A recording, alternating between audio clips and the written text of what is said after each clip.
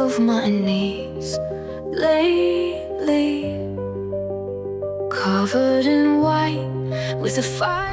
Keputusan angkuh dari Donald Trump soal menang besar dalam perang dagang. Dari timur jauh, sebuah badai mulai mengumpulkan kekuatannya dalam diam.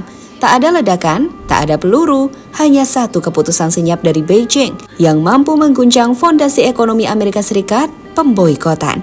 Pagi itu, dunia terkejut saat pemerintah China secara resmi mengumumkan penghentian pembelian pesawat dari Boeing, salah satu kebanggaan industri Amerika. Langkah itu seolah seperti menarik paku penyangga dari kaki raksasa. Saham Boeing langsung anjlok, investor panik, dan Gedung Putih mendadak diliputi krisis.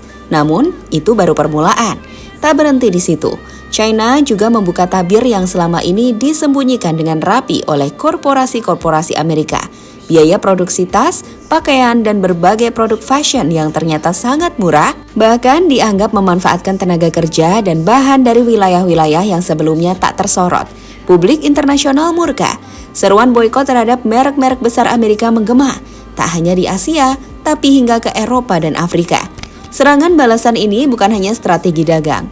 Ini adalah pesan keras dari Beijing.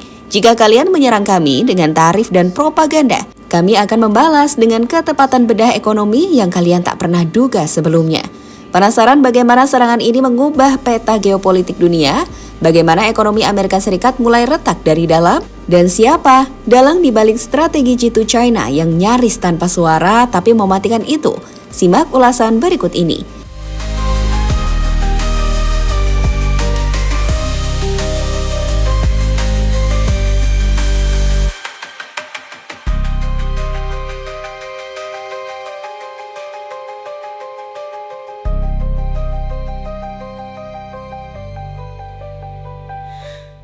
Tak butuh waktu lama setelah pengumuman boikot dari Beijing. Dalam hitungan jam, saham Boeing di bursa Wall Street langsung merosot tajam hingga 12%. Kerugian miliaran dolar hanya dalam satu hari perdagangan. Investor global yang selama ini menganggap Boeing sebagai simbol stabilitas dan kekuatan industri dirgantara Amerika, tiba-tiba berbondong-bondong melepas sahamnya. Gedung Putih yang awalnya santai menanggapi berita dari China mulai menunjukkan tanda-tanda panik. Dalam pernyataan singkat, Trump menyebut langkah China sebagai tindakan lemah dari negara yang sedang kalah. Namun, pernyataan itu justru memperburuk keadaan. Pasar membaca ketegangan ini bukan sebagai retorika politik biasa, melainkan sinyal bahwa konflik dagang telah berubah menjadi perang ekonomi skala penuh. Namun serangan China tidak hanya berhenti pada Boeing. Mereka menyasar sektor-sektor strategis lainnya, pertanian, teknologi, hingga hiburan. Importir China mulai menolak kedelai dari Amerika dan beralih ke Brasil. Platform e-commerce raksasa seperti Alibaba dan JD.com mulai menyembunyikan produk-produk buatan Amerika Serikat dari laman utama mereka. Bahkan film-film Hollywood yang akan tayang di China mulai dibatalkan satu persatu, digantikan oleh film lokal atau produksi BRICS.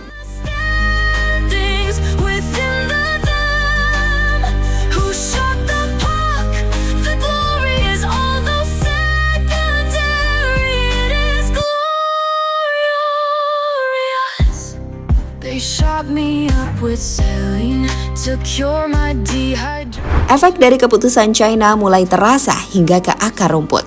Di kota-kota besar Amerika, toko-toko mulai melaporkan kelebihan stok tas, sepatu, dan barang-barang fashion lain yang sebelumnya laris manis di pasar Asia.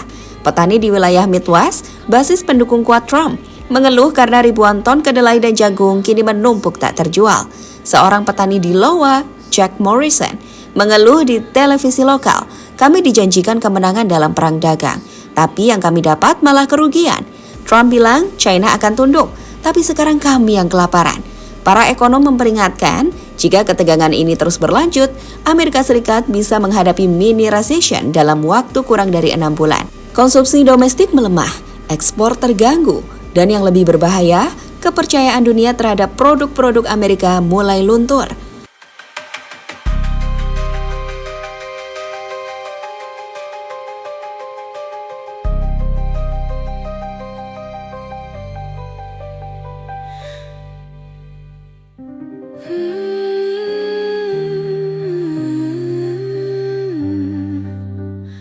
Senjata baru China, ekonomi sebagai peluru.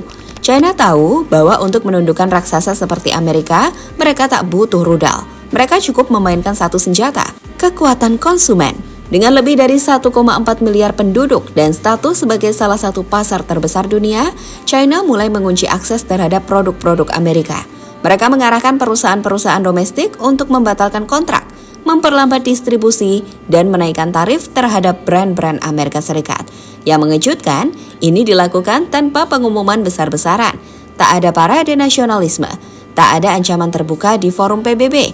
Justru, keheningan itulah yang membuat serangan ini lebih menakutkan.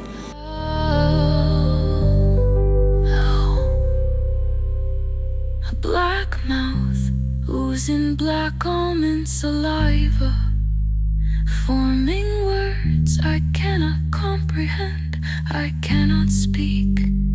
I cannot speak. BRICS ikut bermanuver. Amerika dikepung dari segala arah. Kebijakan unilateral Amerika Serikat di bawah kepemimpinan Donald Trump, termasuk perang dagang, sanksi ekonomi sepihak, serta ancaman militer ke berbagai kawasan, telah membuat dunia resah. Namun di balik kegaduhan itu, negara-negara BRICS, Brasil, Rusia, India, China, dan Afrika Selatan diam-diam mengendus peluang, celah kelemahan dalam sistem global yang selama ini didominasi oleh hegemoni finansial Amerika Serikat. Rusia dan China menjadi penggerak utama, didukung oleh Brasil, India, dan Afrika Selatan yang kian mantap melepaskan ketergantungan mereka pada sistem barat. Dalam sebuah pertemuan bersejarah di New Delhi, kelima negara ini mengumumkan pembentukan pasar alternatif dunia, sebuah blok ekonomi dan perdagangan yang tidak hanya menantang dominasi dolar, tapi juga menawarkan sistem keuangan digital baru berbasis teknologi blockchain, BRICS Pay. Mata uang dolar yang selama ini menjadi tulang punggung perdagangan global secara simbolik dipensiunkan dari transaksi antar negara anggota. Langkah ini menggemparkan pasar. Negara-negara berkembang di Asia, Afrika, dan Amerika Latin yang selama ini tercekik oleh sistem pinjaman dan bunga IMF maupun tekanan dari Washington menyambut blok baru ini dengan antusias. Mereka mulai mengalihkan cadangan devisa mereka dari dolar ke mata uang alternatif BRICS dan sebagian mulai melakukan transaksi lintas negara melalui platform digital BRICS Pay. Dalam hitungan minggu, arus global mulai bergeser. Ekonomi dunia perlahan membentuk orbit baru di luar gravitasi Amerika.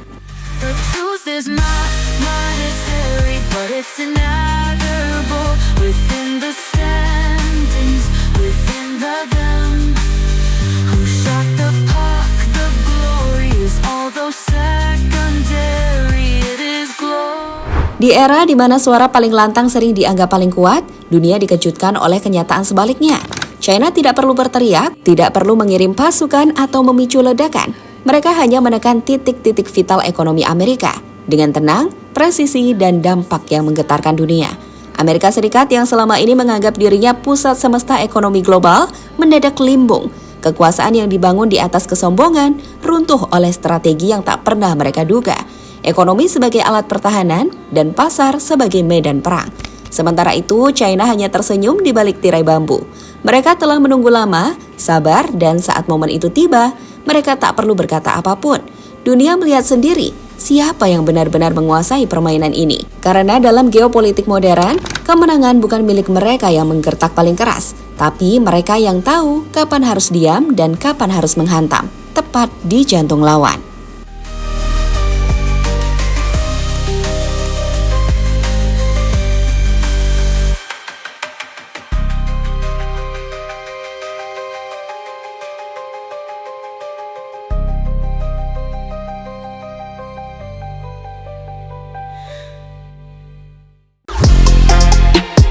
Halo, izin iklan sebentar ya guys. Jadikan ruangmu bernuansa timnas. Temukan beragam poster dinding, sepak bola, dan timnas dengan desain menawan, kualitas premium, dan harga yang tidak akan menguras kantong. Segera klik link Shopee di deskripsi video ini dan dukung timnas dengan sepenuh hati. Mulai dari dinding rumahmu.